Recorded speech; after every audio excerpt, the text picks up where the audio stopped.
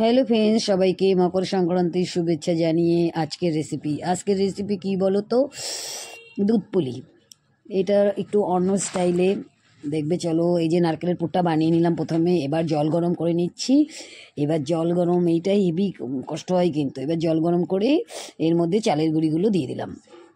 এবার এটাকে ভালো করে মানে হাতার সাহায্যে তো একটুখানি ইসে করে নেবো, তারপরে পরে হাত দিয়ে করবো। ভীষণ ভীষণ ইসে হয় কিন্তু, মানে কষ্ট হয় কিন্তু এটা করতে, কিন্তু তবুও ভালো লাগে, সবাই খেতে ভালোবাসে, এই জন্য বানাতে অতটা কষ্ট হলেও মনে হয় না। চলো বানাই।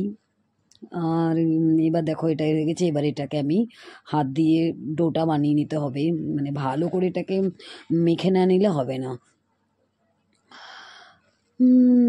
করতে তো হবেই বলো আমাদের। এই যে এইবার দেখো, এই যে এটা এইভাবে ভালো করে এটাকে আমি মেখে নেবো হাতেতে। কিন্তু এটা যে করছি না, কি গরম, কি বলো তো, পুরোটাই গরম কিন্তু তবুও আমরা একটুখানি কষ্টটা সহ্য করতে পারি, অতটা অসুবিধা হয় না। এবার চলো, ডোটা কিন্তু এখনও হয়নি, জাস্ট করে নিলাম। এবার দেখো এইভাবে করে এর মানে এখানে এখানে একটু স্পিডে করে নিচ্ছে, নাহলে অনেকক্ষণ অনেক বড় হয়ে যাবে, এই জন্য খুব তাড়াতাড়ি করে এবার এটাকে সে করে নিচ্ছি। প্রথমে ভেবেছি কী দিয়ে করবো, আমরা তো মানে ঘরে অন্যরকম করে মানে আজকে আমি বুঝতেই পারছিলাম না কী করবো। তারপর ভাবলাম মাথায় ঢুকে গেলো, চলো গ্লাস নিয়ে আসি, গ্লাস দিয়ে কেটে কেটে কেটে কেটে তারপর দেখা না মাথায় বুদ্ধি চলে আসে, কোথার থেকে আসে জানি না, মাঝে মাঝে আউট হয়ে যায়, আবার মাঝে মাঝে ইন হয়ে যায়। তারপর কি করলাম, গ্লাস দিয়ে করে এই নারকেলের পুরগুলো দিয়ে ফটাফট বানালাম। কি যে কষ্ট হয়েছে তোমাদেরকে কি বলবো, একা একা এটা করা যে কত কঠিন, যারা করে তারা জানে। তবুও চলো, অনেক কিছু আরও দেখাইনি। এটা কিন্তু আমি একটু ভাব দিয়ে নিয়েছিলাম, তাও তোমাদেরকে দেখাতে পারলাম না। আবার অন্য সময় অন্যভাবে পুরো করতে, মানে পুরোটা ভিডিও করতে গেলে অনেক বড় হয়ে যাবে, তার জন্য বাদ দিয়ে দিলাম একটু কেটে কেটে।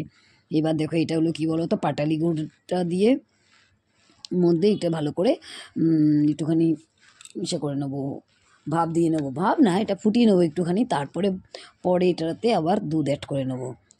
এইগুলো কী বলো তো, এগুলো করতে অনেক টাইম লাগে, তবুও আমি করেছি, কেননা আমাদের ঘরে এটা সবাই ভালো খায়, জানো তো। তোমরাও বানাবে, এটা এত সুন্দর টেস্ট হয় না। আরেকদিন করলে পুরো একদম A to Z রেসিপিটা তোমাদেরকে দেখাবো। মানে ভাবেও মানে ভাপ দিতে হয়, তো এগুলো ভাপিয়ে না নিলে এগুলো ভালো লাগে না, কি ভাপ দিতে হয়।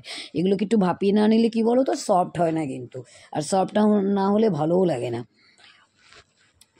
এবার কি বলো তো, এগুলো দেখো ভালো করে দেখো ফোটানো হয়ে গেছে, ফোটাচ্ছি কিন্তু এগুলোকে একদম সুন্দর করে, বেশ গুড় মানে পাটালি গুড়ের মধ্যে এগুলোই টেস্ট লাগে, এগুলো হলেই হয়ে যায়, আর দরকার লাগে না। তারপরেও এর মধ্যে তো দুধটা তো অ্যাড করবোই। এবার দেখো এত সুন্দর টেস্ট হয়েছিল, তোমাদেরকে কি বলবো, তোমরাও এটা করবে, বাড়িতে করে খেয়ে দেখবে।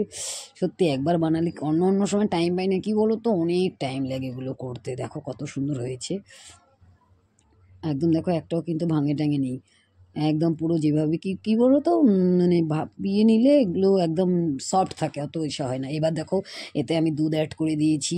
এবার অলমোস্ট ডন হয়ে যাবে। তোমরা বলো আমার এই রেসিপিটা তোমাদের কেমন লাগলো। এরকম রেসিপি যদি পেতে চাও আমাকে কমেন্ট করে জানাবে।